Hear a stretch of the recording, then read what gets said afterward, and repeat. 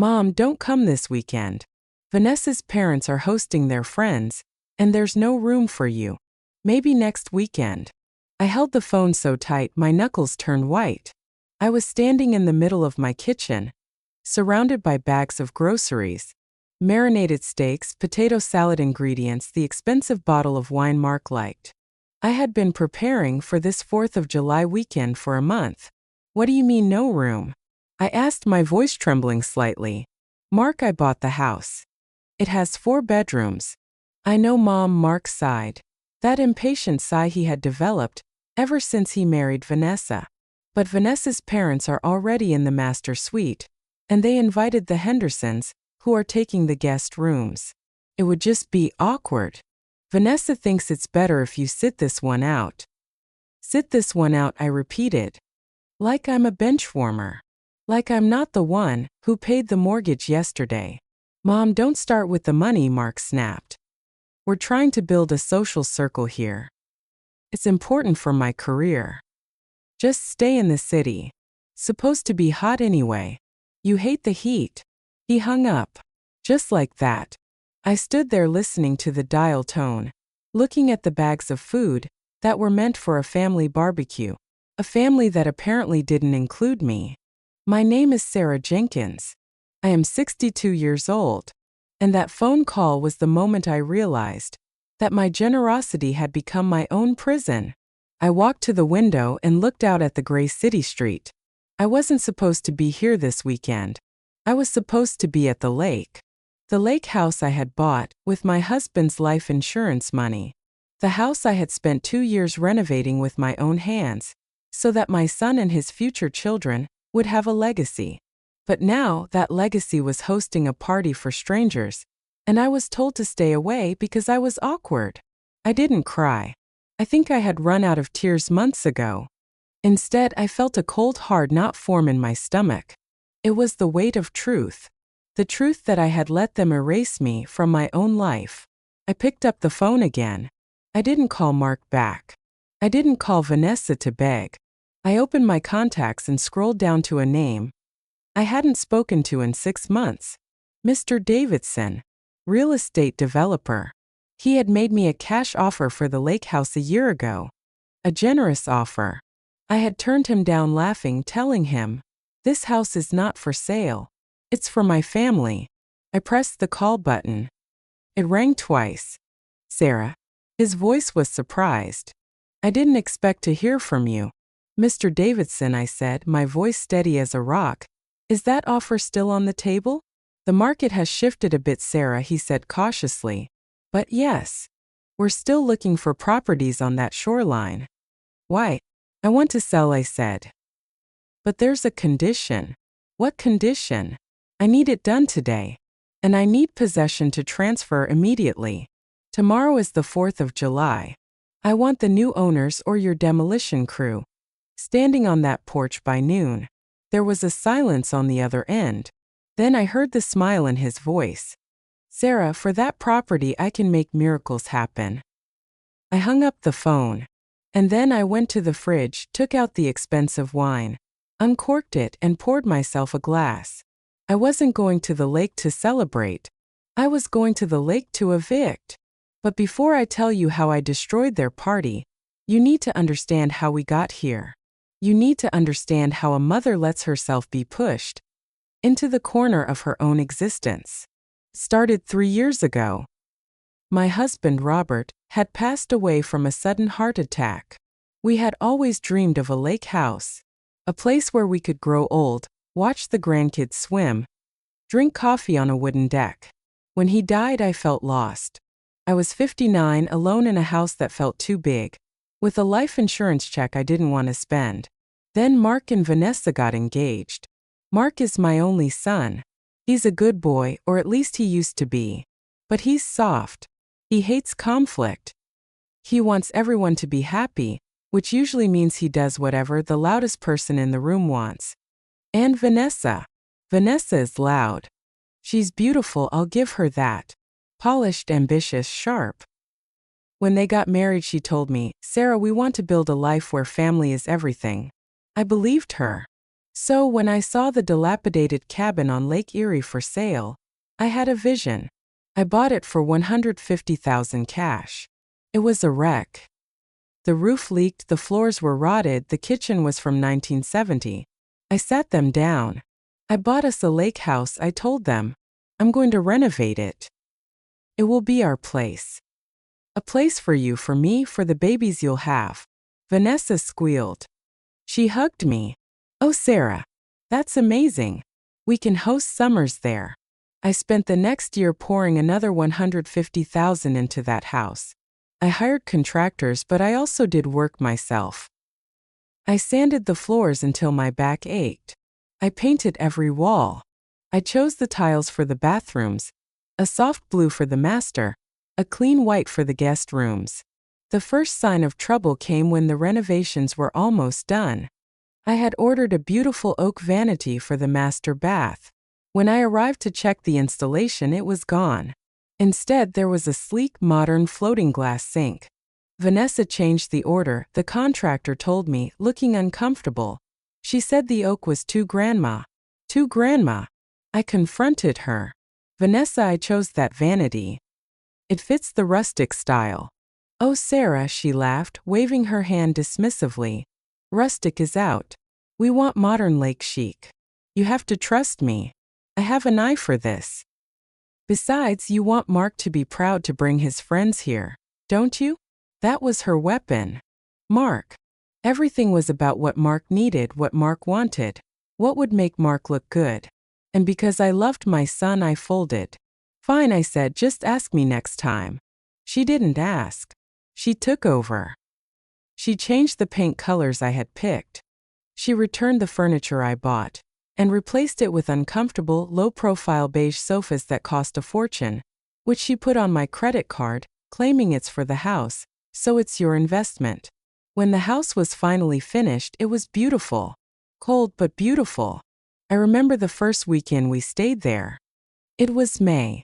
I packed my bag, excited to sleep in the master suite I had designed, the one with the balcony overlooking the water. When I arrived, Vanessa met me at the door. Sarah, you're here early. She blocked the way slightly. Listen, small change of plans. My parents, the Millers, decided to surprise us for the weekend. Since they drove all the way from Ohio, I put them in the master suite. You don't mind, do you? I froze. The master suite? But that's my room. That's the room I built for me. I know, she said, her smile not reaching her eyes, but they are guests. And you're family. You understand, right? Family makes sacrifices. Where am I supposed to sleep? I asked. Oh, the guest rooms are full, because Mark invited his college buddies. But we fixed up the boathouse. Super cozy. The boathouse. It wasn't a guest house. It was a glorified shed down by the water, where we stored the life jackets and the lawnmower. The boathouse? I asked, my voice flat. We put a futon in there. She chirped. It's like glamping. I slept in the boathouse that weekend. It smelled of gasoline and damp algae. I woke up with a spider bite on my arm. Meanwhile, up at the main house, I could see Vanessa's parents, Bill and Linda Miller, drinking cocktails on my balcony, laughing. I told Mark. This isn't right, Mark. I paid for this house. I shouldn't be sleeping in a shed. Mark looked pained. Mom, please. It's just for one weekend. Vanessa is really stressed trying to impress her parents. Just let it go. Don't be the difficult mother-in-law. The difficult mother-in-law. That was the label hanging over my head like a guillotine. If I complained, I was difficult. If I asked for my rights, I was controlling. If I wanted to sleep in a bed I paid for, I was selfish. So I stayed quiet. I swallowed it. But it wasn't just one weekend. By June, the Millers were there every weekend. They treated the lake house like their private country club. They invited their friends. They rearranged the kitchen. Linda Miller even started gardening, digging up my hydrangeas and planting thorny rose bushes, because hydrangeas are so common. I became a guest in my own home. I had to call before I came over. Is it okay if I come up? I would ask my daughter-in-law. Well, we're pretty full, she would say. But if you don't mind the boathouse again, I guess it's fine. I stopped going as much. It hurt too much to see strangers living my dream. Then came the 4th of July. This was supposed to be the big one. The whole family. I had bought fireworks. I had planned a menu. I thought finally we will be together. Then the call came. Don't come. After I hung up with Mr. Davidson, the developer, I didn't just sit there. I needed to be sure. I needed to see it with my own eyes. I got in my car and drove the 2 hours to the lake. I parked down the road, hidden by a grove of pines, and walked through the woods to the edge of the property. It was 6 p.m. on July 3rd. The house was lit up like a Christmas tree. There were 3 cars in the driveway. Music was blaring. I crept closer, hiding behind the tool shed, my bedroom. I could hear them on the deck. "This view is $1 million, Vanessa," a man's voice said. "You guys did an amazing job with this place." "Thank you." Vanessa's voice. It was a labor of love. We wanted a place where our parents could retire in style. I flinched. "Our parents? And your mother-in-law?" A woman asked. "Doesn't she own it?" "Oh, Sarah?" Vanessa laughed. It was a cruel, dismissive sound. "Technically, her name is on the deed for now. But honestly, she's getting older. She can't handle the upkeep. Mark and I are taking over. We're actually going to have her sign a quitclaim deed next week. We told her it's for tax purposes, so she doesn't get hit with inheritance taxes later." "Smart," the man said. "Does she know?" "She has no clue." Mark's voice. My son's voice. "Mom is simple. She just wants to be helpful. She'll sign whatever I put in front of her, if I tell her it helps me. Besides, she prefers the city. She hates it out here." I felt the air leave my lungs. She's simple. She'll sign whatever I put in front of her. My son. The boy I nursed through fevers. The boy I paid college tuition for. The boy I built this house for. He wasn't just weak. He was a conspirator. They weren't just pushing me out. They were planning to steal the deed. I listened as Linda Miller chimed in. "Well, I'm just glad she's not coming this weekend. She mopes around. It brings down the vibe. Plus, Bill and I really need the master suite to ourselves, if we're going to host all summer." "Don't worry, Mom," Vanessa said. "This is your house now.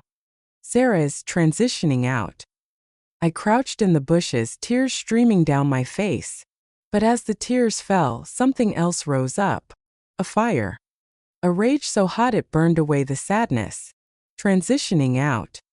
"You're right, Vanessa," I whispered into the darkness. "I am transitioning out. But I'm taking the house with me." I walked back to my car. I drove to a motel in the nearby town. I didn't sleep.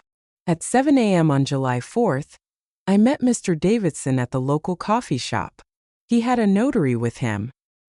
He had a cashier's check for $450,000. It was less than the house was worth in this market, but I didn't care. I would have sold it for $1, just to see the look on Vanessa's face. "Are you sure, Sarah?"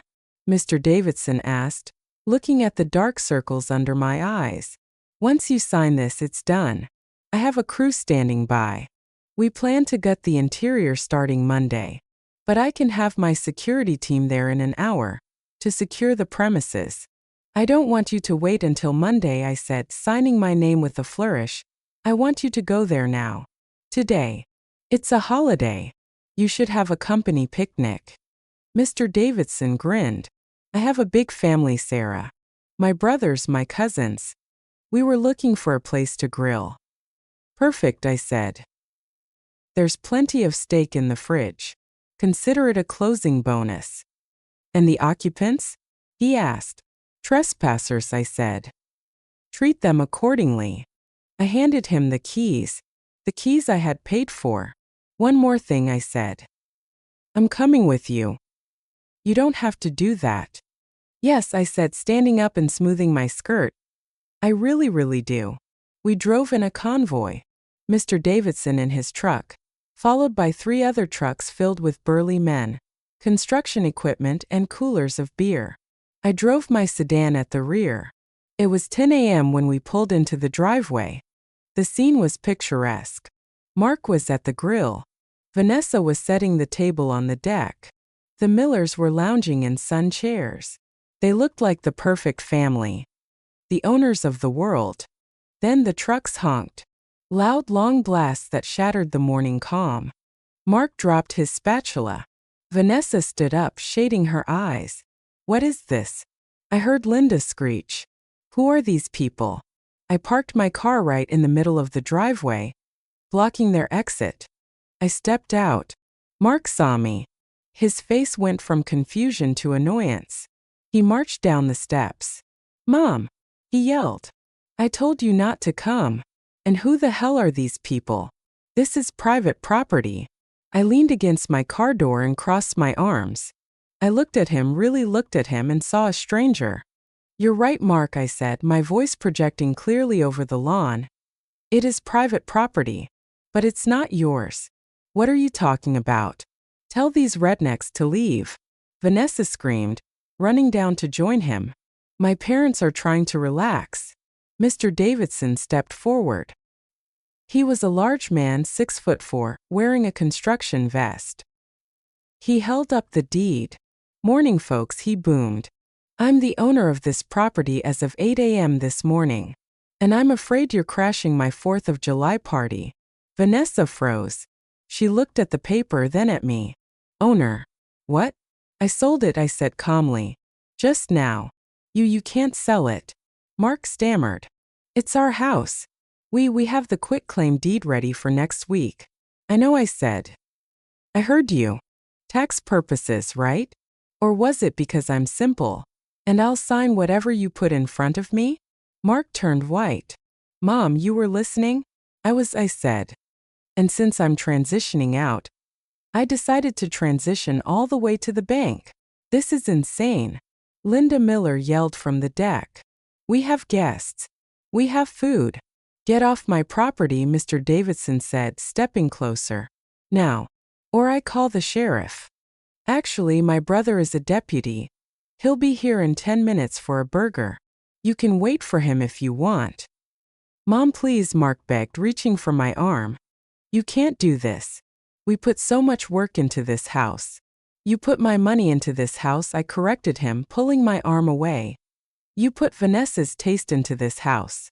You put your in-laws into this house. The only thing you didn't put into this house, Mark, was your mother. But where are we supposed to go? Vanessa shrieked.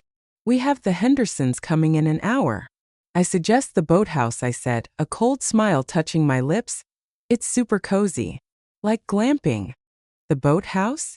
You want us to stay in that shed? Vanessa screamed, her face turning a blotchy red. That matched the stripes on the American flag hanging from the porch. Oh no, I corrected her, pretending to think about it. Actually, Mr. Davidson owns the boathouse now too. And I think he plans to store his jet skis there. So you can't stay there either. You have to leave. Entirely. This is illegal. Linda Miller yelled, storming down the stairs, with her husband trailing behind her like a lost puppy. We have squatters' rights. We've been here all summer. You've been guests, Mr. Davidson interrupted, crossing his massive arms. And unless you have a lease with Sarah's signature on it, you're trespassing. My guys are ready to start moving furniture out. You can carry it to your cars, or they can toss it on the lawn. Your choice. Behind him, 4 men in work boots started walking up the driveway. They didn't look malicious, just efficient. Mark, do something. Vanessa shoved my son. Talk to her. She's your mother. She's having a mental breakdown. Mark looked at me. His eyes were wide, filled with a panic I hadn't seen since he was a teenager and crashed my car. Mom, please. Let's go inside and talk. Just the family. We can fix this. You're overreacting. Overreacting? I laughed. It was a sharp sound that echoed off the water. Mark, you uninvited me to my own house on a holiday weekend. You let your in-laws take my bedroom. You plan to trick me into signing over the deed next week. And you think I'm overreacting? We weren't going to trick you. Mark lied, though his voice wavered. We were handling the estate planning. It was for you. Stop lying, I said softly. It's over, Mark. The check is in my purse. The deed is in Mr. Davidson's hand. The house is gone. You have exactly 20 minutes before the deputy sheriff arrives for his burger. I'd suggest you pack. I am not packing, Linda declared. I am calling the police. Go ahead, I challenged her. Tell them you're refusing to leave a property you don't own. After the owner has asked you to vacate. See how that ends. Linda pulled out her phone, her fingers trembling. She dialed 911. We all watched her. Yes, I need police immediately. I'm at 44 Lakeview Drive. We are being harassed by a gang of construction workers and a crazy old woman. They are threatening us. She hung up, looking triumphant. They're coming. Good, Mr. Davidson said. Saves me a call. The next 20 minutes were the longest of my life, and also the most satisfying. Vanessa ran around the deck, trying to hide the expensive centerpieces she had bought. Mark sat on the stairs, head in his hands. The miller stood their ground, arms crossed, glaring at me. I leaned against my car, enjoying the sun. I didn't say a word. I didn't have to. When the sheriff's cruiser pulled up, not Mr. Davidson's brother, but the actual on-duty sheriff, the lights were flashing. 2 officers stepped out. What seems to be the trouble here? The older officer asked, adjusting his belt. Officer. Linda rushed forward. These people are trespassing. They are trying to throw us out of our family home. The officer looked at Mr. Davidson. That true? Not exactly, Sheriff, Mr. Davidson said calmly. He handed over the folder I had given him. I purchased this property this morning.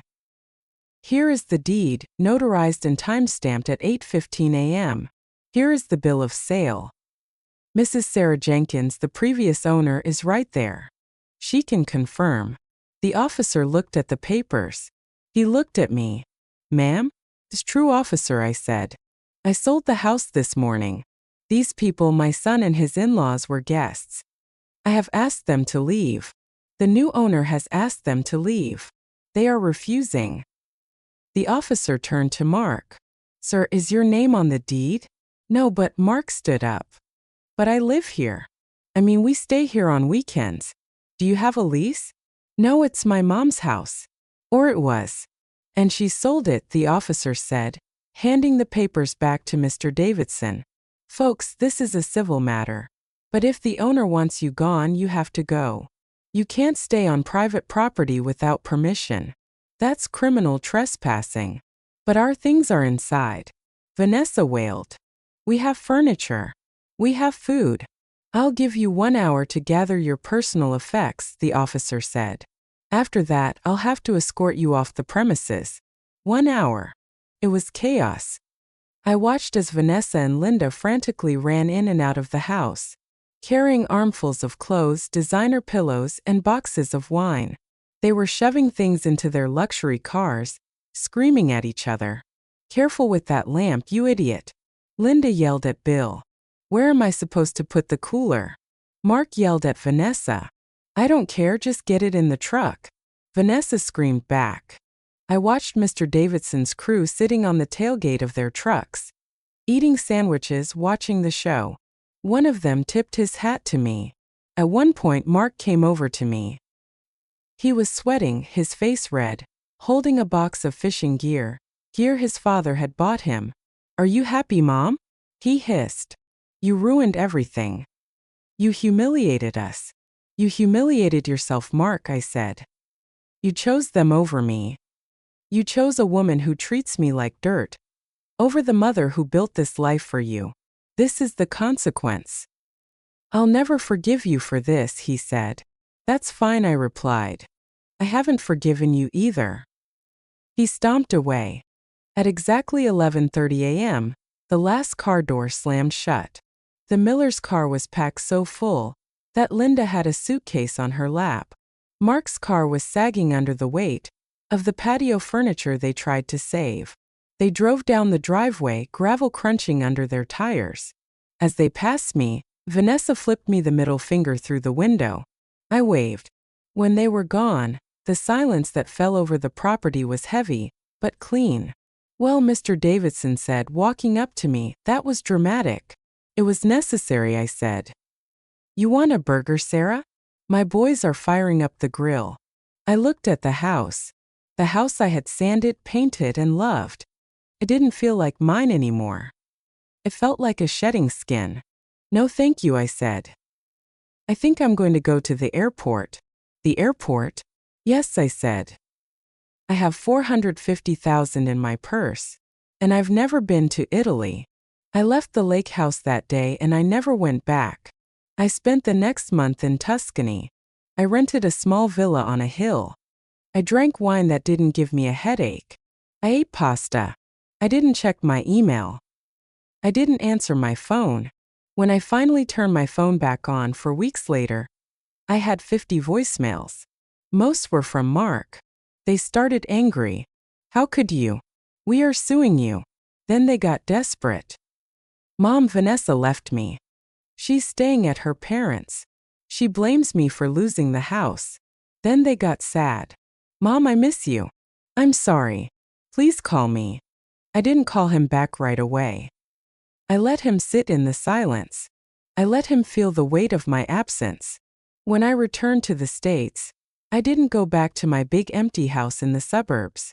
I sold that too. I bought a sleek, modern condo in the city downtown, near the theaters and the museums. A place with a doorman. A place with no guest room. 6 months after the lake house incident, I agreed to meet Mark for coffee. He looked older. Tired. He wasn't wearing his wedding ring. "She left you?" I asked, stirring my cappuccino. "Yeah," Mark said, looking at his hands. A month after the 4th of July, her parents were furious. They said I was a bad provider because I let you sell the house. Vanessa said she couldn't respect a man who couldn't control his own mother. "Control me," I said dryly. "Is that what she wanted?" "She wanted the lifestyle, Mom," Mark admitted, his voice cracking. "She wanted the lake house, the inheritance, the status. And I just wanted her to be happy. I thought if I gave her everything, she would love me." "You gave her everything that was mine, Mark," I said. "You were generous with my money, my time, and my dignity." "I know," he whispered.